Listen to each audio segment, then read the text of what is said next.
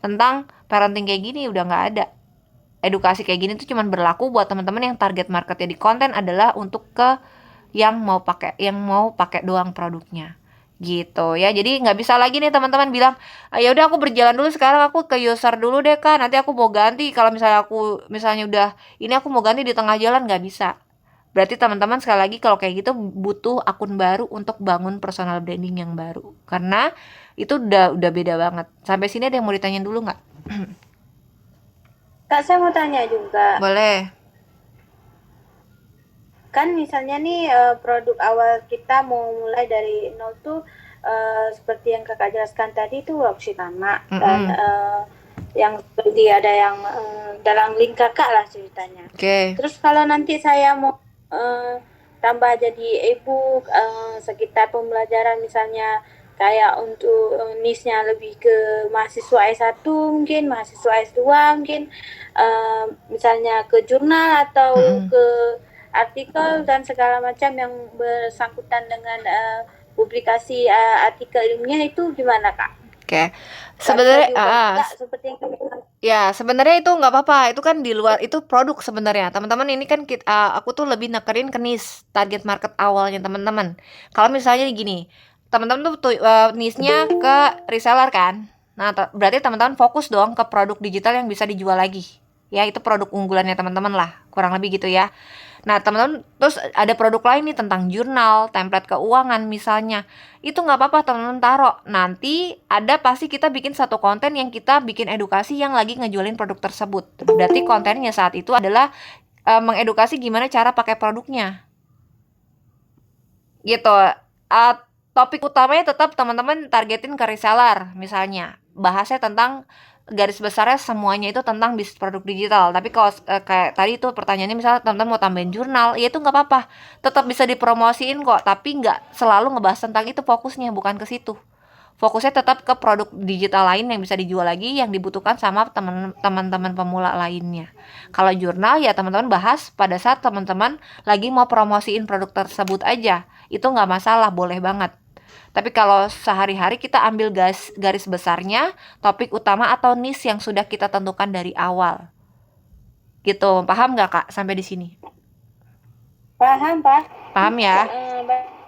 Untuk sedikit mbak keputusan terakhir saya Kak, begini kalau bisa sebentar bang sebentar, jadi kalau misalnya niche-nya bisa berubah, niche produknya bisa berubah-berubah, berarti kesimpulannya khusus untuk saya nih ya, bukan untuk Uh-uh. semuanya, berarti itu user bukan reseller kak? Kalau gimana? Reseller kah user? Itu Tergantung kakak keputusannya di awalnya mau topiknya apa dulu nih, kontennya topik utamanya tentang apa. sementara worksheet anak kak. Sementara worksheet anak, nah tapi worksheet anak ini kakak mau jualnya ke reseller atau ke user?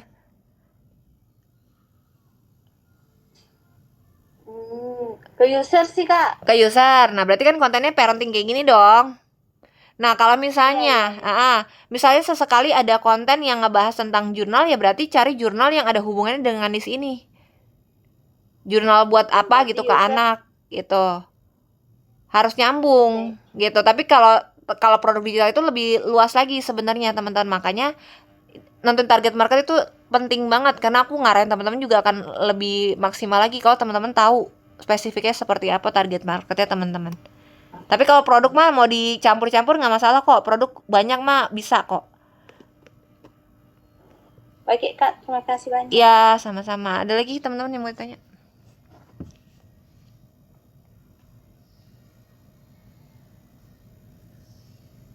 Ada tadi ada yang mau jadi nanya? Kak, mau nanya ini dong, kaitan dengan konten-konten di sini kan kita di properti ya. Oke. Bagusnya seperti apa untuk ngangkat produk itu? Properti ke properti kak. Iya betul. Oke, kalau properti berarti kan kakak punya niche tertentu spesifik ya. Berarti bukan targetnya pasti ke user sih kalau itu ya. Nah, tapi kalau properti itu ada dua target. Kalau properti itu bisa ke yang pencari properti atau targetnya ke sales property atau agent property. Itu bisa jadi dua. Nah, kakak targetnya kemana dulu nih? Langsung ke user biasanya sih. Ke user berarti bukan ke sales propertinya, bukan ya? Iya, betul. Kayak berarti, Langsung ke berarti kontennya kayak gini nih. Kakak bisa cari tentang edukasi properti. Jadi kayak tips memilih rumah gitu ya. Tips memilih rumah, cara mengajukan KPR misalnya, waktu yang tepat membeli rumah. Pokoknya seputar tips-tips kayak gitu tuh yang ada hubungannya sama properti, ya itu yang kakak jelaskan, yang kakak sharing itu seputar itu. Nah kalau misalnya lagi mau promosi, misalnya ada produk tertentu tentang properti yang lagi mau dipromosiin, berarti kontennya nggak meluas, kontennya itu akan mengarahkan topik tersebut ke produk digital yang lagi mau ditawarin. Kalau selama edukasi meluas nggak apa-apa, selama itu masih satu niche. Misalkan di sini banyak nih tentang edukasi properti, itu ada tentang beli rumah, ada cara mengajukan apa tuh namanya, apa sih namanya sih tadi aku lihat, KPR gitu ya, dan lain-lain. Itu boleh dibahas secara umum untuk jadi bahan kontennya kakak. Tapi kalau pada saat mau jualin, nawarin, misalnya kakak jual apa sih biasanya, template untuk memilih perhitungan ya, template untuk perhitungan tabungan beli rumah misalnya, kakak lagi jualin itu, ya udah berarti fokusnya ke edukasi terkait hal ini, terkait hal tentang template tersebut, edukasi apa yang nyambung ke produk tersebut gitu. Paling kayak gitu sih caranya. Ya, baik, oke. Ya kayak gitu. Makasih. Iya sama-sama. Ada lagi teman-teman? Izin satu, Mbak. Boleh. Kan begini, saya dulu awalnya bisa dapat 1.000 follower itu kan campur aduk. Oke. Misalnya main bulu tangkis kontenin, ngaji dikontenin, Oke. kejar kodok juga dikontenin gitu. Iya. Nah, baru 4 hari yang lalu saya ketemu linknya, Mbak. Oke. Nah, tentang produk digital. Nah, apakah saya perlu bikin akun baru atau dengan biar yang ini saja langsung kita ganti dengan produk digital gitu aja. Makasih, Mbak. Ya, sebenarnya gini teman-teman, kalau kontennya cuman kayak tadi kakak bilang suka ngepost ini ntar ngepost itu gitu ya, kontennya masih random, belum ada monetisasi yang jelas, itu nggak apa-apa, tetap pakai akun yang sama boleh banget gitu ya. Aku juga pakai akun lama aku kok, ini sebelumnya juga konten aku random, cuman konten-konten keseharian aku yang nggak jelas, pokoknya video-video nggak jelas gitu. Akhirnya aku putusin pakai akun pribadi aku aja. Nah, kalau masalah nanti teman-teman mulai ngontenin tentang produk digital, ya itu akan, kalau teman-teman semakin sering, nanti kebacanya sama algoritmanya TikTok kok, teman-teman pasti kebaca. Jadi penonton yang tadinya nontonnya kategori random dialihkan secara spesifik ke konten-konten yang suka teman-teman sharing. Topik apa yang suka teman-teman bahas di kontennya teman-teman, si TikTok ini akan ngarahinnya lebih spesifik lagi. Kalau udah ketahuan kontennya selalu konsisten posting di hal edukasi yang sama terus gitu. Jadi nggak apa-apa pakai konten yang sama, pakai akun yang sama kalau memang belum ada monetisasinya. Maksud aku monetisasi itu kayak belum, teman-teman belum ngejual, misalnya kayak aku ngejual baju, aku punya konten khusus ngejual baju nih, konten aku udah laku produk aku di situ, baju udah sering ada penjualan, teman-teman jangan ganti niche-nya, mendingan bikin akun baru. Tapi kalau memang cuman video-video random, pakai aja akunnya dibanding bikin akun baru gitu. Iya, betul, random, Mbak. Makasih, Mbak. Iya, Makasih. sama-sama. Gitu ya, teman-teman, kalau misalnya ya gimana? Izin nanya lagi Boleh. soal user atau reseller. Kan gini Kak, kalau misalkan mau dibuat VT, bukan VT, status WA gitu kan Kak, kan kebetulan kan aku punya anak aku ini masih SD gitu kan, jadi kan otomatis kan untuk menarik orang tua gitu kan, yang punya anak-anak yang masih kecil-kecil untuk ke worship. Nah itu maksudnya itu lebih larinya ke user atau reseller, sedangkan nanti kita kan akan selanjutnya akan live itu kan kita nanti akan mempromosikan tentang produk-produk kita, terus itu juga kayak kakak live-nya gitu. Nah itu gimana itu masuknya tuh Kak? Apa bisa atau harus tetap konsisten satu? Ini tadi kakak sejauh ini udah posting tentang apa? Parenting? Enggak, aku belum, tapi mau untuk aku kan baru bikin juga nih kan Kak. Jadi kan maksudnya itu udah punya link itu, maksudnya mau aku share di apa sih, di status WhatsApp gitu kan. Mungkin dari anak aku mulai mengerjakan worksheet-nya gitu. Nah, jadi maksudnya untuk menarik orang tua lain kan, oh ini boleh nih gitu. Nah, Oke. jadi itu termasuk user atau reseller. Nah, nanti kan dari aku ada bikin konten melalui anak aku ini kan, aku akan selanjutnya share juga ke TikTok gitu kan. Nah, itu nanti itu gimana? Untuk kita live-nya itu bakalan ke user atau ke reseller itu? Oke. Gini sebenarnya kalau misalnya teman-teman mulai bikin promosinya di status itu udah pasti kan ke user nih. Ya, karena kita ngedukasi cara pakai produknya, manfaat produk dan sebagainya. Terus teman-teman mau pindahin apa yang teman-teman posting di status pindahin ke kontennya TikTok misalnya. Itu nggak bisa. Karena konten jenis cara teman-teman promosi di status dan cara teman-teman bikin konten itu akan jauh berbeda. Strateginya beda. Kalau teman-teman promosi di status itu bisa to the point, soft selling tipis, bisa teman-teman promosi nawarin produknya gitu ya. Nggak perlu ada edukasi yang terlalu gimana-gimana. Pokoknya edukasinya nggak terlalu penting, tetap ada edukasinya tapi nggak terlalu yang poin utamanya gitu ya. Nah, kalau bikin konten, teman-teman itu harus bikin edukasi dulu. Nah, makanya nggak bisa tuh. Makanya tadi kalau teman-teman mau target bikin mulainya dari status ya berarti itu poinnya ke user aja dulu. Ke user dipisahin. Kalau misalnya nanti mau ke konten ya teman-teman pilih lagi. Mau ke user atau tetap ke user kayak di promosi statusnya teman-teman sebelumnya. Atau mau ke reseller. Even teman-teman pilihnya user, status yang sudah teman-teman posting di WA kalian itu juga tetap nggak bisa diposting di kontennya teman-teman. Karena sekali lagi cara ngonten dan cara posting status itu caranya striknya beda. Kalau status nggak pakai hook, ya nggak pakai ini, tetap pakai CTA sih, tetap pakai CTA, tak pakai isi, tapi pokoknya sistemnya itu polanya berbeda. Gitu nggak bisa disamain. Makanya tetap harus nentuin secara spesifik dulu. Gitu. Sampai sini paham nggak Kak? Nah nanti untuk live-nya apa yang dibahas tergantung teman-teman kontennya suka ngebahas apa. Misal aku kalau di konten itu user targetnya dan konten aku seputar tentang parenting. Berarti aku live-nya harus ngebahas apa Kak? Apakah harus edukasi parenting lagi? Jawabannya tidak harus selalu. Tapi teman-teman sudah bisa mulai nawarin produk digital yang teman-teman jual. Fokus ke produk digitalnya aja, bukan ngasih tutorial bikin akun link ID. Cara bikin produk tuh nggak dibutuhin sama target usernya teman-teman tuh nggak dibutuhin ya. Jadi kontennya nih siapa nih mic-nya yang kebuka? Ada yang kebuka teman-teman mic-nya? Ya, jadi teman-teman, kalau misalnya kontennya parenting, live-nya itu ya edukasi pemakaian produknya aja. Langsung to the point aja. Nih ngebantu anak nih Bunda, kalau anaknya suka suka pecicilan gitu ya, maunya main handphone terus, mendingan dikasih worksheet aja nih, bisa langsung dipakai dari handphone, langsung tunjukin bla bla bla gitu ya. Edukasinya lebih ke situ. Kalau misalnya teman-teman suka kontennya udah parenting, targetnya ke user ya berarti konten topik yang dibahas di live itu udah nggak bakalan masuk tentang cara bikin akun link ID, bikin jualin produk digital tuh gimana, bukan ke situ. Udah berbeda. Tapi kalau teman-teman edukasi di kontennya tentang seputar produk digital ya berarti teman-teman udah pasti live-nya itu sama kurang lebih kayak aku urutannya gitu ya, ngajarinnya. Jadi step by stepnya jelas apa yang dibahas. Biasanya yang dibutuhin pemula-pemula yang mau belajar ya itu aja teman-teman. Gimana caranya bikin produk, informasi tentang apa itu produk digital, cara masukin produk, bikin akun link edit yang dasar-dasar aja. Makanya aku bilang teman-teman tuh sebenarnya nggak harus expert untuk mulai live.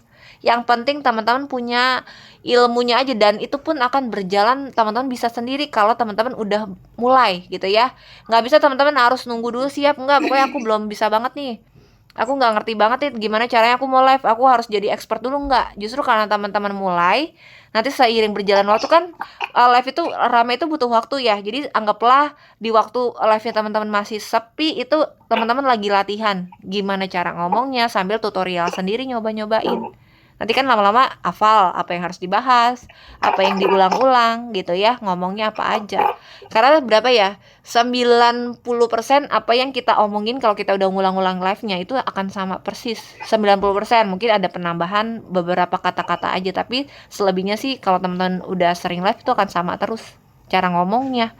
Ya, karena kita udah dapet polanya gitu, teman-teman. Tapi itu butuh proses gitu ya. Oke Kak, makasih. Ya, sama-sama. Ada lagi teman-teman yang mau ditanya? Jadi gitu ya, di awal itu harus tentuin target market dulu. Baru abis itu teman-teman tentuin mau ke reseller atau ke user. Ya, kalau udah tentuin salah satu nggak bisa lagi pilih dua-duanya. Harus satu dulu ya teman-teman.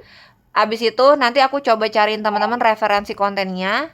Nah, bikin ya teman-teman tuh harus bikin konten dulu. Nih, kan aku kasih referensi biasanya kalau bimbingan sama aku nih buat teman-teman yang baru nih ya.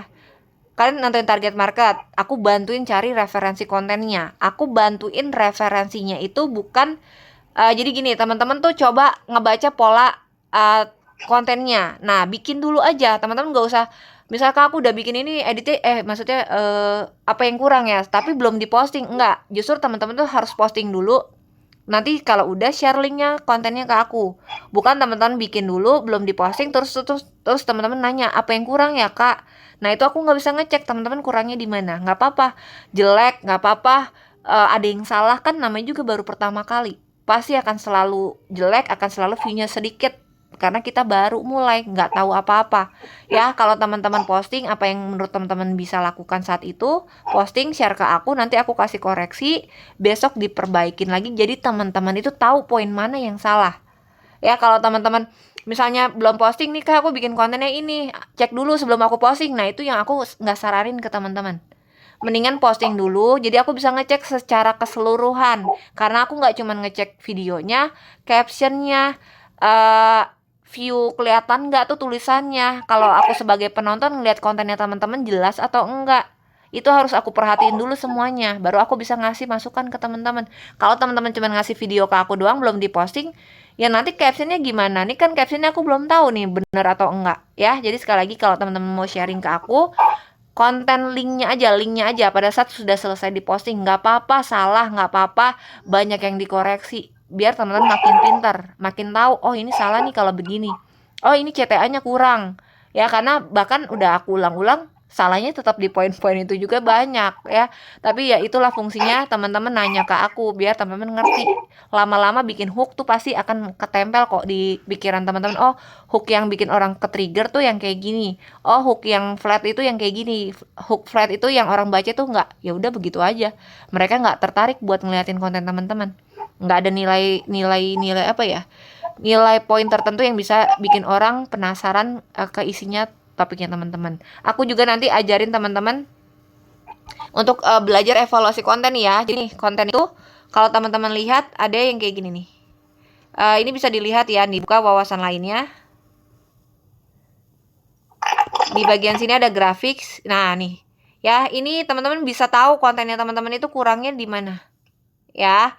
Ini kalau kontennya landai begini nih ke bawah, ini berarti konten aku kurang di penutupnya nih. Di akhir kontennya agak kurang dapat. Kalau yang jelek banget itu kontennya, teman-teman lurus begini kayak huruf L. Ya pokoknya dia tegak lurus ke bawah terus ke samping. Nggak ada landainya, nggak ada kayak perosotan kayak gitu, itu kontennya jelek. Atau teman-teman atasnya ke atas terus tengahnya ke bawah, bawahnya makin ke bawah. Nah itu berarti hooknya yang kurang. Isinya, kalau kayak gitu isinya yang kurang. Gitu ya. Atau kalau yang bagus itu dia landainya itu pokoknya 100% kayak ke samping deh. Bentar ya. Karena lama-lama pasti dia nyusut. Nah nih kayak gini nih. Yang bagus itu kontennya begini, dia nggak ada ujung yang nekuk. Pokoknya dia begini aja tuh, sampai ujungnya nggak ada akhirnya. Nah ini konten yang bagus tuh yang kayak gini, gitu ya. Kalau dia ujungnya masih ada yang nekuk, itu berarti artinya akhirnya penutupnya kurang. Orang tuh rata-rata belum nonton sampai terakhir. Nih, kayak gini aku kuat di hook doang nih. Ya walaupun konten aku ini viral, tapi hooknya udah bagus tapi isinya nih gitu ya teman-teman, gitu kurang lebih seperti itu ya. Jadi nanti seiring berjalan waktu juga teman-teman, misalnya aku konten aku yang ini view-nya jelek ya, nah nanti teman-teman buka ini, kalau belum bisa baca nanti screenshot aja ke aku, kirim ke aku, nanti aku bantu bacain apa yang kurang di kontennya teman-teman gitu ya. Jadi harus bisa ngebaca traffic apa sih nih, grafiknya juga biar teman-teman tahu, bisa evaluasi kontennya teman-teman sendiri ke depannya gitu ya. Ada lagi teman-teman sebelum aku tutup, kayaknya sampai sini dulu deh ya. Udah berapa jam sih? Oh masih 1,5 jam deh, masih bisa. Ada yang mau tanya teman-teman?